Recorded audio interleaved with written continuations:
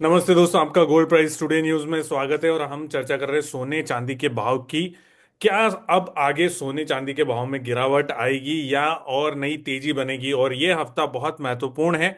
इस हफ्ते में फेड की बैठक, यूरोपियन सेंट्रल बैंक की बैठक, बजट, ट्रम्प के 1 फरवरी को आने वाले अनाउंसमेंट। तो क्या सोने चांदी के भाव में उथल पुथल जारी रहेगी? क्या कुछ हो सकता है? इस पर बात करने के लिए हमारे साथ केडिया कमोडिटी से अजय केडिया जी हैं। अजय भाई, आपका स्वागत है हमारे शो में। आगे बढ़ने से पहले जो हमारे साथ नए दर्शक नमस्कार। जुड़ रहे हैं, वो उन लोगों से मैं रिक्वेस्ट करूंगा कि दोस्तों, हम आप लोग चैनल को सब्सक्राइब जरूर कर लेना। तो अजय भाई, क्या लग रहा है? सोने का भाव तो अब 80,000 पार कर गया और अभी भी 80,000 के करीब चल रहा है। और चांदी थोड़ी सी, जो जिसको कहते हैं जैसा होना चाहिए वैसा उसका ना इफेक्ट दिख रहा है, ना प्राइस में मूवमेंट दिख रहा है। देखिए बहन जी, सबसे पहले दिसंबर मंथ में जब हम एक सेशन कर रहे थे वहां पे मैंने क्लियर कट कहा भी था कि डोनाल्ड ट्रंप आने में महीना भर बाकी है और डोनाल्ड ट्रंप अगर आ जाता है तो हम नए हाई लगते भी देखेंगे सोने और चांदी दोनों में।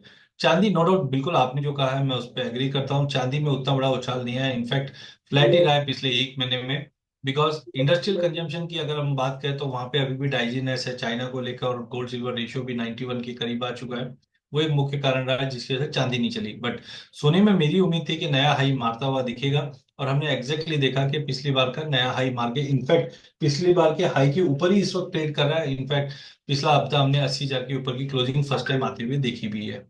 हाँ, इंटरनेशनल में ये बात अलग है कि 2800 का लेवल जो हमने 30 अक्टूबर को देखा था, मतलब 2796 का लेवल, वो अभी तक तोड़ नहीं पाया है। अभी भी है हमारे यहाँ पे रुपए की वजह से थोड़े बहुत हमने बाउंस आते हुए देखा।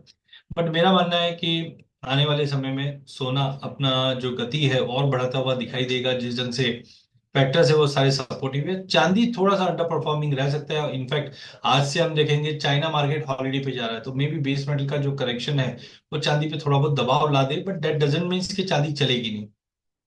ये जी। जी। तो अजय भाई, जैसे अब आप चांदी की बात कर रहे हैं, मैं आज सुबह ही देख रहा था, गोल्ड सिल्वर रेशियो 90 के ऊपर मुझे दिख रहा था। और मैंने लाइव में ही बोला था कि आज अजय भाई को लेकर आएंगे हम लोग, उनसे इंटरव्यू में पूछेंगे कि क्या चांदी में कुछ बड़ा होने वाला है, क्योंकि ये 90 के ऊपर नॉर्मली जाता नहीं है। पिछले 50 60 70 साल के इतिहास में दो चार बार ही गया होगा। तो आपको क्या लग रहा है, कोई ऐसा संकेत मिल रहा है क्या चांदी में? गोल्ड सिल्वर रेशियो बार बार पिछले एक महीने में मेरे हिसाब से दूसरी बार ऐसा मौका मिल रहा है जब 90 के ऊपर गया है। देखिए वीरेंद्र जी, मैं जनरली जब जियो पॉलिटिकल को ट्रैक करता हूँ तो दो तीन चीजें देखता हूँ। सबसे पहले आप ये समझिए, पिछले डेढ़ दो महीने में डॉलर में मजबूती आई थी, गोल्ड में मजबूती आई थी, कच्चे तेल में मजबूती आई। जब भी ये तीनों चीज में अगर मजबूती आती है तो हम बोलते हैं जियो पॉलिटिकली कुछ बड़ा होने वाला है। और हमने देखा भी, डोनाल्ड ट्रंप आने से पहले ही जो बाइडेन ने जो सैंक्शंस लगा दिए थे कच्चे तेल के, ऑयल सेक्टर पे रशिया के, उसके बाद हमने कच्चे तेल को बढ़ते हुए देखा, हमने गोल्ड को बढ़ते हुए देखा, हमने डॉलर को बढ़ते हुए देखा। बिल्कुल अभी अगर मैं गोल्ड सिल्वर रेशियो देखता हूँ तो ये दर्शाता है कि गोल्ड सिल्वर रेशियो में एक ब्रेकआउट जरूर दिखा रहा है।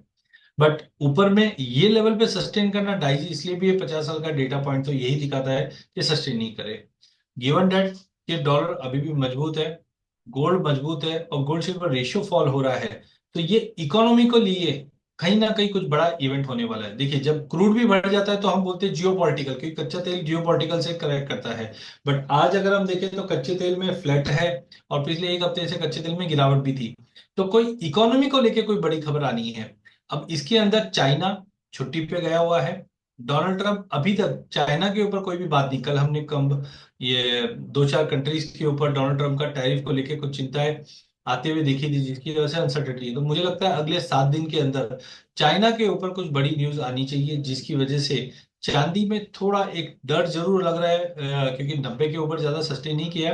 बट जिस दिन से ये ब्रेकआउट दिया और चैनल ने बहुत स्ट्रांग मूव कर रखा है, तो आई थिंक अगर ये हफ्ता अगर 90 के नीचे वापस नहीं लुढ़का तो आप मान के चल रहा 94 95 का एक स्पाइक आता हुआ दिखाई देगा, जिसका मतलब है चांदी में एक ब्रेकडाउन देने की पॉसिबिलिटी बन जाती है। लेकिन आज बोलना बहुत मुश्किल है, क्योंकि ये हफ्ते में फेड चेयरमैन की बैठक भी होगी, और वहां पे इंटरेस्ट रेट में तो कोई चेंजेस नहीं है। बट हमें देखना है कि डॉविस मूड है या हॉकिश मूड है, ये काफी इंपॉर्टेंट होने वाला है। तो आप जैसे डाउनवर्ड बोल रहे हैं, तो अगर मान लीजिए ऊपर सस्टेन कर जाता है चार्ट के हिसाब से, अजय भाई 91 के ऊपर अगर सस्टेन कर जाते हैं तो कितनी गिरावट संभव है चांदी में? देखिए चार्ट की जैसे अभी आपने बात किया, तो मैं कोशिश यही करता हूँ आप तक चार्ट लेके आ जाऊं, ताकि चार्ट पे हम ज्यादा अच्छी क्लैरिटी से मार्केट देख पाए। तो चार्ट के ऊपर अगर हम देखते हैं, एक सेकंड में बड़ा कर लेता हूँ। तो सबसे पहले हम गोल्ड सिल्वर रेशियो के चार्ट की ही बात करते हैं। गोल्ड सिल्वर रेशियो के अगर चार्ट की बात करें तो ये आपका डेली चार्ट है। इसको वीकली पे अगर कन्वर्ट करते हैं तो यहाँ पे आप देख सकते हैं मार्केट एक दायरे में ही ट्रेड कर रहा था, और अब थोड़ा सा बाउंस दिखा रहा है जो 92 तक का लेवल है। इससे पहले 92 का लेवल हमने 2024 जनवरी में ही देखा था, एंड फिर बाद में हमने मार्च में देखा था। जनरली ये लेवल के ऊपर सस्टेन भी नहीं करता है। नो डाउट हमने 2022 में देखा था जब मिडिल ईस्ट में कंसर्न्स बड़े थे, बट वो टाइम पे भी 96 का लेवल दिखाकर नीचे आ गया। तो ये तो कॉन्फिडेंस है कि इसके ऊपर सस्टेन नहीं करेगा एज ऑफ नाउ, क्योंकि डेली चार्ट पे भी अगर आप देखते हैं तो अब मोमेंटम दिखा रहा है। तो टाइमिंग में भी पॉसिबल है, यहाँ पे एक राउंडिंग बॉटम बना हुआ है। 92 93 का स्पाइक आ सकता है, बट सस्टेनेबल नहीं। अब वही चीज अगर भाव के हिसाब से देखें तो गोल्ड में मैंने जैसे पहले भी कहा था कि प्राइजेस में अगर ये ब्रेकआउट होता है तो हम इमीडिएटली 80,500 का लेवल देखेंगे, जो अक्टूबर 2024 का डेटा है दिखा रहा है। यहाँ से थोड़ा पुल बैक देगा, लेकिन कुल मिला के मुझे लगता है कि अगर हम मार्च एंड तक की बात करें या फरवरी एंड तक की बात करें तो यहाँ पे मुझे लगता है 82 to 500 का लेवल तो बैर मिनिमम दिख जाएगा। लेकिन चांदी पे अगर हम जैसे बात कर रहे थे तो चांदी में रिसेंटली जंप जरूर आया था, बट प्राइस 200 मूविंग एवरेज के ऊपर सस्टेन नहीं कर पा रहा, और यहाँ पे भी हमने डबल टॉप बनते हुए देखा 93,700 पे। तो अनलेस एंड अनटिल प्राइजेस 87,000 तक का तो सपोर्ट बन जाता है, और 93,500 का रजिस्टर बन जाता है। एक बार प्राइस 93,500 600 के ऊपर अगर निकलती है तो डेफिनेटली हम 1 लाख का लेवल देख पाएंगे। ये मतलब इसका मतलब ये नहीं कि चांदी में अब जीरो हो जाएगा, मार्केट फॉल हो जाएगा, क्रैश हो जाएगा। टाइमिंग कोई ऐसा बड़ा ट्रिगर नहीं है जो चांदी को इमीडिएट सपोर्ट करे, बट मुझे लगता है कि हम मिड ऑफ फेब से चांदी में एक थोड़ा सपोर्ट अच्छा आता हुआ दिखाई देगा। यहाँ पे मल्टीपल सपोर्ट है, लेकिन तेजी जो बनेगी वो 200 मूविंग एवरेज के बियॉन्ड बनेगी, जो 92 to 500 का लेवल है। एक बार प्राइस 92 to 500 के ऊपर अगर निकलता है तो डेफिनेटली मुझे लगता है कि प्राइजेस फेयर मैनर में 96,500 से 1 लाख तक का लेवल भी दिखा देगा। तो कुल मिला के ठीक ठाक है, कोई ऐसा है नहीं, क्योंकि इंटरनेशनल में भी $30 का एक स्ट्रॉन्ग सपोर्ट बना हुआ है। नीचे में सपोर्ट वैसे देखा जाए तो हम 28 28.5 तक का भी देख रहे थे, लेकिन मुझे लगता है कि यहाँ पे मार्केट एक कंसोलिडेशन करेगा 30 के आसपास, और 30 का सपोर्ट टूटना नहीं चाहिए इंटरनेशनल। नहीं, मैं ये पूछ रहा था कि अगर ये गिरता है उस लेवल से नीचे जाता है तो नीचे में कितनी संभावना बनती है चार्ट के हिसाब से? 87? देखिए चार्ट 87 पहले भी हमने मल्टीपल ऑफ टाइम देखा था। वही मुझे लगता है कि एक अच्छा सपोर्ट लेवल हो जाएगा। और सोने में क्या लग रहा है अभी? क्या सोना वापस से नया रिकॉर्ड इंटरनेशनल में बनाएगा, या क्या कुछ आपको लगता है कि क्या हो सकता है? क्योंकि अभी भी सोना 2750, अगर मैं देखूं इंटरनेशनल मार्केट, चाहे कॉमेक्स फ्यूचर्स हो चाहे स्पॉट मार्केट हो, कहीं ना कहीं वो एक लेवल वापस, अब जैसे पहले 2400 2500 2600 2700 और अब 2750 एक लेवल, और पिछले 15 दिन से कहीं ना कहीं भाव वहां पर टिका हुआ है। नहीं बिल्कुल, देखिए इंटरनेशनल में मुझे लगता है 2720 एक स्ट्रॉन्ग सपोर्ट का रूप ले लेगा। 2800 एक बार तोड़ता है तो 2840 से 2960 तक का लेवल दिखा देगा। कुल मिलाकर आप ये मान के चलिए कि आपको मई जून से पहले पहले ये $3,000 का लेवल दिखाएगा। उसके बाद मे बी करेक्शन या कंसोलिडेशन आ जाए। डोमेस्टिक मार्केट में अगर हम बात करें तो अप्रैल वायदा इस वक्त 80,500 के करीब ट्रेड कर रहा है। मे बी 80,500, सॉरी 80,000 या 79,500 का एक जोन पे सपोर्ट मिल जाता है। जब तक ये लेवल मेंटेन है 83,500 इमीडिएट में टारगेट दिखता है। वहीं ओल्ड मंथ जो लोग ट्रैक कर रहे हैं उनके लिए ये है कि 80,000 का लेवल छुआ, सस्टेन नहीं किया, नीचे आ गया। तो 79 से 80,500 ये ब्रॉडर रेंज रहेगा। बट कुल मिला के मेरा मानना है कि फेड की जो बैठक है उस पर नजर रखिए। ऑलमोस्ट ट्रेंड थोड़ा पॉजिटिव है, बट हो सकता है आज और कल मार्केट बैठक से पहले थोड़ा बहुत दबाव लेके आ सकता है सोने चांदी में। बट अभी भी मुझे नहीं लगता है कि हमें एग्रेसिव कोई सेल साइड जाना चाहिए। अगर इनकेस अगर आपकी कुछ लॉन्ग कॉल्स है तो आप उसमें प्रॉफिट बुक कर सकते हैं, या उसके अगेंस्ट इंश्योरेंस ले सकते हैं। इंश्योरेंस लेने के लिए आपको उसका पुट लेना पड़ेगा, सो दैट इनकेस अगर मार्केट टूट भी जाता है तो आपका नुकसान मिनिमल रहेगा।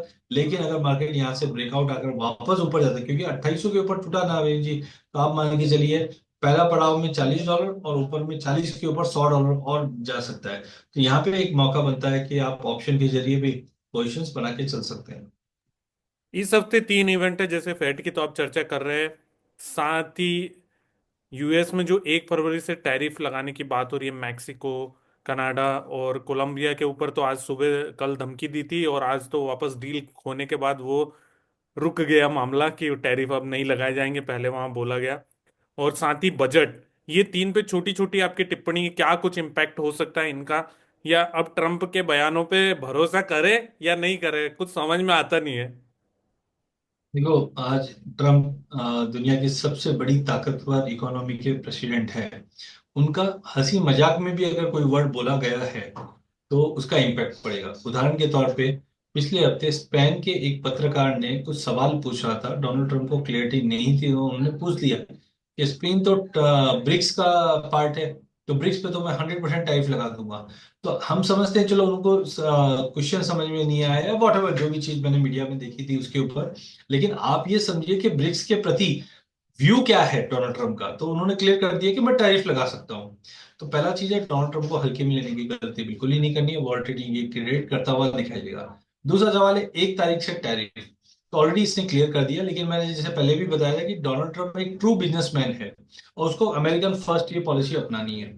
अब वो कोशिश ये कर रहा है कि मैं टैरिफ दिखा के डराऊं, धमकाऊं, और अगर मेरी बात मान जाए तो कंट्री के लिए विन विन है, और नहीं मानते हैं तो मुझे तो वो चीज करनी है, टैरिफ अल्टीमेटली। तो आई थिंक इससे पहले भी हमने देखा कि जहां जहां पे भी टैरिफ लगाने की बात हुई तो वो कंट्री झुकी है और एक सॉफ्ट कॉर्नर यूएस के प्रति लेके गए हैं। जैसे हमने कनाडा की बात करी या बाकी नेटो कंट्री की, तो उन्होंने भी कहा था कि नेटा कंट्री को मैं कहीं पे भी डिफेंस का सपोर्ट नहीं करूंगा अंडर अनटिल वो लोग खर्चा नहीं करें। अब अगर डिफेंस पे अगर नेटो कंट्री का खर्चा करती है तो वो कोई रशिया या चाइना से जाके फाइटर जेट नहीं लेने वाले, वो अल्टीमेटली लेंगे यूएस से ही। और जब यूएस से लेंगे तो यूएस की वैसे भी जीत हो गई, क्योंकि अब उनके पास डिफेंस में खर्चा आ जाएगा। तो कुल मिला के अच्छा लास्ट आ गया बजट। तो बजट में मुझे लगता है वीरेंद्र जी, ऑलरेडी हमने प्री बजट में जो लास्ट ईयर देखा था 9% का ड्यूटी एडजस्टमेंट, उससे उभरता हुआ अब जाके मार्केट अब उभरा है। तो मुझे नहीं लगता नया ड्यूटी के ऊपर एज ऑफ नाउ कुछ ऐसा आ जाए। हाँ, नो डाउट, मैंने काफी ज्वेलर से बाकी चीजों लोगों से बात की है तो उनका मानना है कि कहीं ना कहीं जीएसटी में एडजस्टमेंट आ जाएगा। तो मैं कहना चाहूंगा कि ये बजट है, जीएसटी की कोई काउंसिल मीटिंग नहीं है, तो बजट में जीएसटी पे कुछ भी नहीं आने वाला है। मैक्सिमम जो होगा वो अगली काउंसिल मीटिंग की जब होगी तब बात निकलेगी, बट बजट में ड्यूटी, इंपोर्ट ड्यूटी पे मुझे नहीं लगता कोई मेजर चेंजेस आएगा। हाँ, ये जरूर है हॉल मार्किंग को लेकर कुछ क्लैरिटी आ सकती है इसके ऊपर, या डिजिटल गोल्ड को लेकर, क्योंकि अभी तक उसके ऊपर कोई, तो हम उम्मीद करते हैं कि डिजिटल गोल्ड या फ्रेगमेंटेड गोल्ड लेने की प्रथा, बिकॉज गोल्ड जिस ढंग से महंगा हो गया है, लोगों के पॉकेट के बाहर है, तो इसमें डिजिटल गोल्ड हो गया, फ्रेगमेंटेड गोल्ड हो गया, बॉन्ड हो गया, ये काफी ऑप्शन है जहाँ पे गवर्नमेंट कुछ रियायत दे सकती है। वो अगेन गोल्ड की डिमांड को, गोल्ड के प्राइस को सपोर्ट करते हुए दिखाई देगी। चलिए दोस्तों, तो वहां पर बजट पर आप नजर जरूर रखिएगा। और एक बात मैं बता दूं कि सरकार की गोल्ड पर जरूर नजर है। जैसे आप देख रहे हैं कि ब्रिटेन से वहां 200 टन सोना वापस लाया जा रहा है। पिछले साल के मैं कुछ एक्शंस बड़े बता दूं। रिजर्व बैंक जो है दूसरा सबसे बड़ा बैंक है जिसने 2024 में सबसे ज्यादा सोना खरीदा। सरकार 9% ड्यूटी कम कर रही है। तो कहीं ना कहीं सरकार की, और गोल्ड बॉन्ड, अगर सोवरन गोल्ड बॉन्ड देखे तो वहां पर भी इस साल कोई भी एक्शन, पिछले साल कोई भी एक्शन देखने को नहीं मिला। तो कहीं ना कहीं सरकार की नजर तो है गोल्ड के ऊपर, गोल्ड की इंडस्ट्री के ऊपर। और इस तरह, इसी कारण इतने बड़े वहां पर 2024 में फैसले लिए गए। अजय भाई, 23 फरवरी को जो हम लोग वर्कशॉप करने वाले हैं, उसमें जो है बहुत सारे लोग मुझे कमेंट में लिख के भी पूछ रहे थे कि वहां पर किस प्रकार से हम लोग समझाएंगे। तो एक छोटे से में आप मुझे बता दीजिए कि जो लोग हमारे साथ ज्वाइन करेंगे 23 तारीख की वर्कशॉप जो हम इंदौर में करने वाले हैं, तो वहां पर क्या कुछ संभव है, क्या कुछ वो सीखेंगे। देखिए वीरेंद्र जी, आउटलुक की अगर हम बात करते हैं तो सब आपके चैनल पे मुझे लगता है कि सोने चांदी के सब बड़े दिग्गज एक ही चैनल पे मिल जाते हैं। आउटलुक सबको पता है कि सोना $3,000 जाएगा। आज आप पोल कर लीजिए, आपको है ना 100 में से ना 90 लोग बोलेंगे यस ये साल $3,000 जाएगा, या उसके बाद करेक्ट करेगा। But what next? उस आउटलुक को कैसे हम हमारे बिजनेस में, क्योंकि ज्वेलर भाई ये बुलियन डीलर्स है हमारे साथ, तो कैसे उसको हम इंप्लीमेंट कर सकते हैं। या उदाहरण के तौर पे एक आम निवेशक है, जैसे हमने इक्विटी के अंदर पिछले साल तेजी देखी, लेकिन गोल्ड में उससे बेटर रिटर्न था। तो हम वर्कशॉप में एक एक केस स्टडी लेंगे कि बुलियन होता क्या है, फ्यूचर्स क्या होता है, डेरिवेटिव्स क्या होता है, ऑप्शन क्या होता है, और टेक्निकल से कैसे हम हेल्प ले सकते हैं। इवन ऑप्शन के अंदर जैसे बजट वाला दिन है, तो हमने देखा था पिछले प्री बजट में क्या हुआ, अचानक एक न्यूज आती है और 9 टका नीचे चले जाता है। तो इन चीजों से हम लोग पहले समझ सकते हैं क्या, ये अपने आप को इंश्योर, पहला चीज है प्रॉफिट आए नहीं आए वो एक सेकेंडरी चीज है, बट ऐसे इवेंट से मेरा पोर्टफोलियो, मेरा इन्वेंट्री, मेरा स्टॉक या मेरा ग्राहक इम्पैक्ट कर रहा है, हाँ कर रहा है। तो उसको कैसे बचा जा सकता है ऑप्शन पे, तो ऑप्शन की हम लोग काफी स्ट्रेटेजी बातें होती है, जैसे सस्ते में लेना है, महंगे में बेचना है, लिए हुए माल को रेंट पे लगाना है, बट उसको प्रैक्टिकली कैसे किया जाता है। तो हम एक एक केस स्टडी समझेंगे। ज्वेलर के पॉइंट ऑफ व्यू, आज कोई ज्वेलर है जिसके 6 7 8 आउटलेट है, तो वो एक्सचेंज से दूर कैसे भाग सकता है, उससे कोई उपयोगिता नहीं होने वाली है। एक्सचेंज को उसको एक्सचेंज को कैसे हम हमारे इस व्यापार में भागीदारी बना सकते हैं और कैसे बेनिफिट ले सकते हैं। जैसे काफी लोग क्या करते हैं कि अपनी जो काउंटर सेल होती है उसको एक्सचेंज में 1 ग्राम, आपको मालूम है जैसे 8 ग्राम गोल्ड भी है, 10 ग्राम है, 100 ग्राम है, वो बुक कर लेती हैं।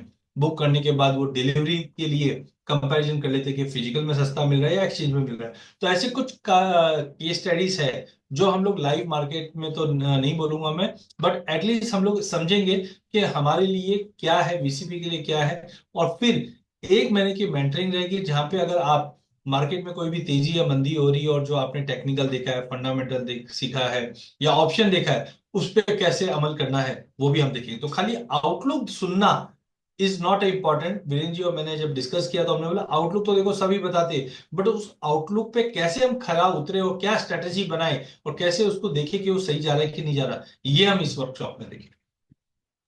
तो दोस्तों ये एक एजुकेशन सीरीज की वर्कशॉप होगी जिसमें कमोडिटी, सोना चांदी, ऑप्शन, कॉल पुट, ये सब क्या होते हैं, किस प्रकार से आप अपने बिजनेस में, इन्वेस्टमेंट में, ट्रेडिंग में उपयोग ले सकते हैं, वो सारा वहां पर बताया जाएगा। तो 23 फरवरी को आप जरूर इंदौर में जुड़िएगा। मैं डिस्क्रिप्शन में उसका लिंक वगैरह आपको शेयर करूंगा, तो वहां पर आप रजिस्टर भी कर पाएंगे। अजय भाई, जाते जाते डिस्क्लेमर।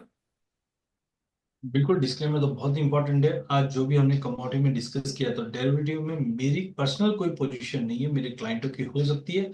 फिजिकल पोजीशन तो आप भी रखते हैं, मैं भी रखता हूं, लेकिन डेरिवेटिव में मेरी कोई पोजीशन। दोस्तों यहाँ पर मैं भी आपको डिस्क्लेमर दे दूं कि ये वीडियो हमने जानकारी के पर्पज से बनाया है, और अगर आप कोई सोने चांदी की खरीद बिक्री करते हैं तो अपने वित्तीय सलाहकार की राय से ही काम करिएगा। Thank you so much Ajay भाई।